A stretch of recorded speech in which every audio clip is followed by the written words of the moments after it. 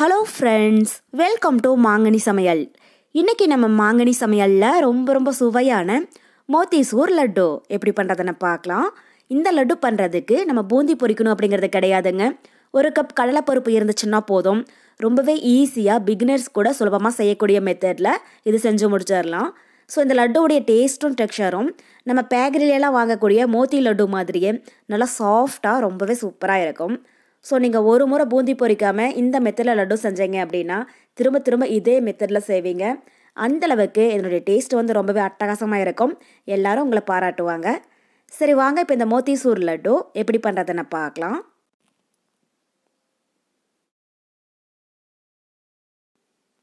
இந்த லட்டு பண்ணுறதுக்கு நான் ஒரு கப் அளவுக்கு கடலை பருப்பு எடுத்துருக்கேங்க. இது பார்த்திங்கன்னா கிட்டத்தட்ட நமக்கு 250 கிராம் அளவு இருக்குது. இதை 2-3 டைம் நல்லா கழுவிட்டு 2 மணி நேரம் போல் நல்லா ஊற வச்சு எடுத்துருக்கேன். ஸோ கடலைப்பருப்பு ஊறிடிச்சான்னு பார்க்குறதுக்கு ஒன்று எடுத்து கிள்ளி பார்த்திங்கன்னா இது மாதிரி சாஃப்டாக உடையணும். அந்தளவுக்கு நல்லா ஊற வச்சு எடுத்துக்கோங்க. இது இப்போ தண்ணியெல்லாம் வடிச்சிட்டு நம்ம மிக்ஸி ஜாருக்கு மாற்றிடலாம்.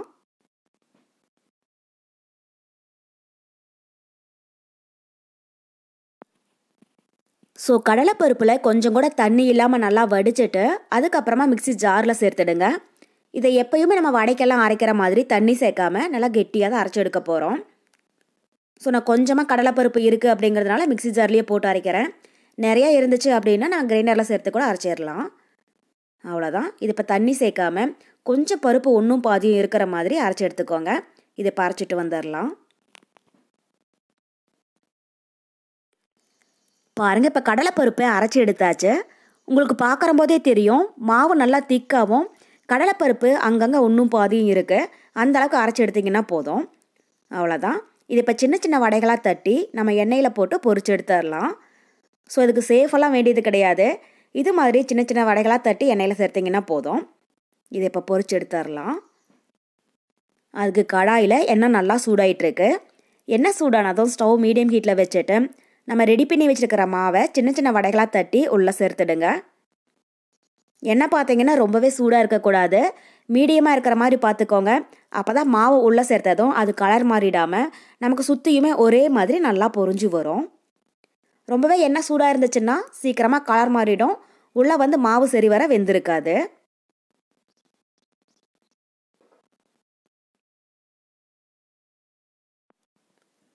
இப்போ மாவை உள்ளே சேர்த்ததும் உடனே இதை திருப்பி விட்டுறாதீங்க.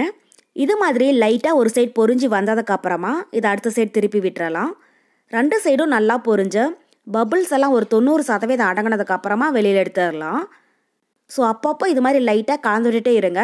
அப்போ தான் இந்த வடைகள் கலர் மாறிடாமல் நமக்கு சுற்றியுமே ஒரே மாதிரி நல்லா பொரிஞ்சு வரும்.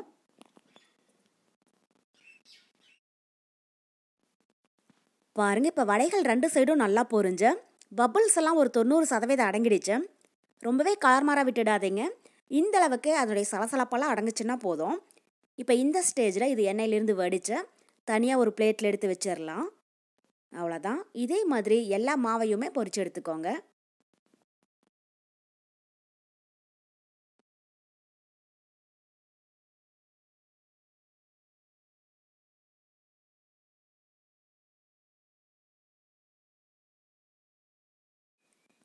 இப்போ இது ஒரு 5 நிமிஷத்துக்கு நல்லா ஆறட்டும்.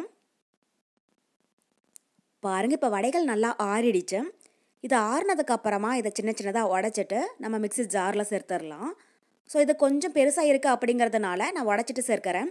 சின்னதாக இருந்துச்சு அப்படின்னா உடைக்க வேண்டியது கூட கிடையாது, அப்படியே சேர்த்துக்கோங்க.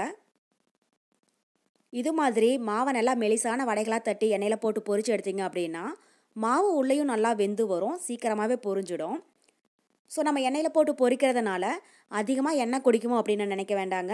கொஞ்சம் கூட எண்ணெய் எதுவும் குடிக்காது, நல்லாவே பொரிஞ்சு வரும். லட்டுவோடைய டேஸ்ட்டும் ரொம்பவே நல்லா இருக்கும்.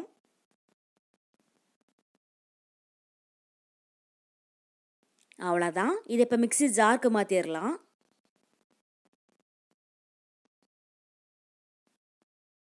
மிக்ஸி ஜாரில் கொஞ்சம் கூட ஈரப்பதம் இல்லாமல் நல்லா தொடச்சிட்டு அதுக்கப்புறமா இதை உள்ளே சேர்த்துடுங்க. சேர்த்துட்டு இது ரொம்பவே நைஸாக இல்லாமல் கொஞ்சம் கரகரப்பாக இருக்கிற மாதிரி அரைச்சி எடுத்துக்கோங்க. இதை பறைச்சிட்டு வந்துடலாம்.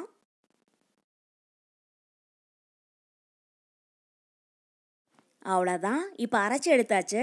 பார்க்குற போதே உங்களுக்கு தெரியும் ரொம்பவே நைஸாக இல்லாமல் இந்த அளவுக்கு கொஞ்சம் கரகரப்பாக இருக்கணும். அப்போ தான் லட்டுவுக்கு நல்ல ஒரு டேஸ்ட்டு கொடுக்கும். அதுக்கு தகுந்த மாதிரி நீங்கள் அரைச்சி எடுத்துக்கோங்க. இப்போ அது ஒரு ஓரமாக இருக்கட்டும். அடுத்தது நம்ம சர்க்கரை பாகு ரெடி பண்ணிடலாம். அதுக்கு கடாயில் 1 கப் அளவுக்கு சர்க்கரை சேர்த்துக்கோங்க. கூடவே 1/2 கப் அளவுக்கு தண்ணியும் சேர்த்துடலாம். தண்ணி பார்த்தீங்கன்னா அதிகமாக சேர்க்க வேண்டாம். சர்க்கரை பாகு ரெடி ஆகிறதுக்கு டைம் ஆகும். 1/2 கப் அளவுக்கு சேர்த்திங்கன்னா போதும்.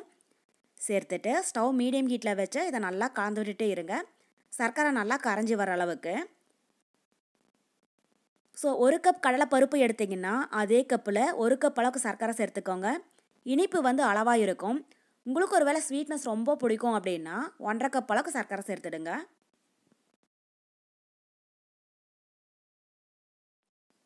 பாருங்கள், இப்போ சர்க்கரை பாகு ரெடி ஆகிடுச்சு. பாகு வந்து கம்பி பதம் வரக்கூடாது. லைட்டாக இதை கையில் தொட்டு பார்த்தீங்கன்னா பிசுபிசுப்பு தன்மையோடு இருக்கணும். ஸோ எப்பயுமே நம்ம குலோப் ஜாமுன்கெல்லாம் செய்வோம் இல்லையா, அந்த அளவுக்கு பாருங்கள், இந்த அளவுக்கு இருந்துச்சுன்னா போதும். இப்போ இது கூட 2 பிஞ்ச் அளவுக்கு ஃபுட் கலர் சேர்த்துடலாம். நான் வந்து ஆரஞ்சு கலர் சேர்க்கிறேன். ஸோ உங்களுக்கு எந்த கலர் விருப்பமோ அது சேர்த்துக்கோங்க. சேர்த்துட்டு இப்போ இந்த டைம் லைட்டாக கலந்து விட்டுருங்க. ஸோ ஃபுட் கலர் நீங்கள் விருப்பப்பட்டால் சேர்த்துக்கோங்க, இல்லைனாலும் இதை ஸ்கிப் பண்ணிடலாம். அவ்வளோதான். இப்போ இது கூட நம்ம அரைச்சி வச்சிருக்கிற மாவை உள்ளே சேர்த்துடலாம். சேர்த்துட்டு ஸ்டவ் ஃபுல்லாக லோ ஃப்ளேமில் வச்சுட்டு இதை கைவிடாமல் ஒரு 2 நிமிஷத்துக்கு நல்லா கலந்து விட்டுட்டே இருங்க. மாவு உள்ளே சேர்த்துறதும் உடனே திக்காக ஆரம்பிக்கும். அதனால் ஸ்டவ் லோ ஃப்ளேமில் வச்சு கலந்து விடுங்க. ஓரளவுக்கு சர்க்கரை பாகோட சேர்ந்து வந்ததுக்கப்புறமா நம்ம ஸ்டவ் ஆஃப் பண்ணிடலாம். பாருங்கள், இப்போ மாவு வந்து சர்க்கரை பாகோட நல்லா சேர்ந்து வந்துருச்சு. இப்போ இந்த ஸ்டேஜில் ஸ்டவ் ஆஃப் பண்ணிவிட்டு இதை திரும்பவும் ஒரு டைம் நல்லா கலந்து விட்டுருங்க.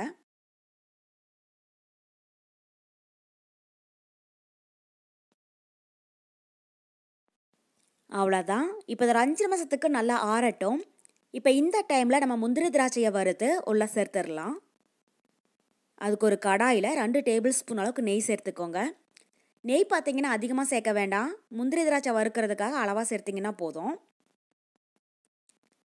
நெய் உருகினதும் இது கூட ஒரு 10 போல் முந்திரி பருப்பை சின்ன சின்னதாக உடச்சி வச்சுருக்கேன். அதை உள்ளே சேர்த்துடலாம். கூடவே பொடியாக கட் பண்ண ஒரு 7-8 பாதாம், அப்புறம் ஒரு 10 போல் பிஸ்தா, இதெல்லாம் சேர்த்துட்டு ஸ்டவ் மீடியம் ஹீட்டில் வச்சு இதை லைட்டாக கலந்து விட்டுட்டே இருங்க. முந்திரி பாதாமெல்லாம் நம்மளுடைய விருப்பம்தான். நீங்கள் விருப்பப்பட்டால் இன்னும் கொஞ்சம் அதிகமாக கூட சேர்த்துடுங்க. பாருங்கள், இப்போ முந்திரியும் பாதாமும் நல்லா வறுபட்டு லைட்டாக பொன்னிறமாக ஆரம்பிச்சிடுச்சு. இப்போ இந்த ஸ்டேஜில் நம்ம ஸ்டவ் ஆஃப் பண்ணிவிட்டு இதை லட்டுவோடு சேர்த்துடலாம். சேர்த்துட்டு கடைசியாக வாசனைக்காக 1/4 டீஸ்பூன் ஏலக்காய் பவுடர், இதெல்லாம் சேர்த்துட்டு இப்போ ஒரு டைம் நல்லா கலந்து விட்டுருங்க.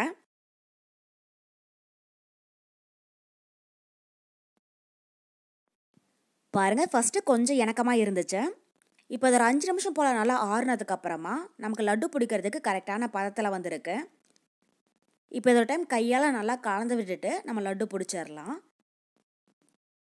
ரொம்பவே சூடாறிடக்கூடாது. கொஞ்சம் வெது வெதுப்பாக இருக்கிற போது லட்டு பிடிச்சிடுங்க. அப்போ தான் லட்டு உதிர்ந்து போகாமல் நல்லா ஒன்றா சேர்ந்து வரும்.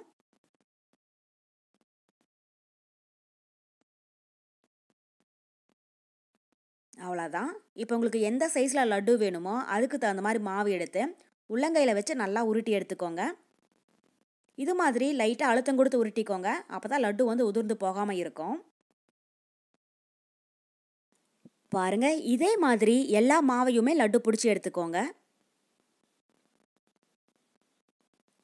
அவ்வளோதான். நமக்கு இப்போது ரொம்ப ரொம்ப சுவையான மோத்திசூர் லட்டு ரொம்பவே சூப்பராக தயாராகிடுச்சு. ஸோ நம்ம எடுத்துருக்கிற 1 கப் கடலைப்பருப்பில் நமக்கு மீடியம் சைஸில் 15லேருந்து 16 லட்டு அளவுக்கு கிடச்சிருக்கு. இதனுடைய டேஸ்ட்டும் டெக்ஸ்சரும் நம்ம பேக்கரியிலலாம் வாங்கக்கூடிய மோத்தி லட்டு மாதிரியே நல்லா சாஃப்டாக ரொம்பவே டேஸ்டியாக இருக்கும். ஸோ கண்டிப்பாக நீங்களும் இதே மெத்தடில் இந்த மோத்திசூர் லட்டு ட்ரை பண்ணி பார்த்துட்டு எப்படி இருக்குன்னு கமெண்ட் பாக்ஸில் சொல்லுங்கள். என்னுடைய இந்த ரெசிபி வீடியோ உங்களுக்கு பிடிச்சிருந்தா லைக் பண்ணுங்கள், உங்கள் ஃப்ரெண்ட்ஸுங்க கூடயே நிறைய ஷேர் பண்ணுங்கள். மறக்காமல் மாங்கனி சமையலுக்கு சப்ஸ்கிரைப் பண்ணுங்கள். நன்றி.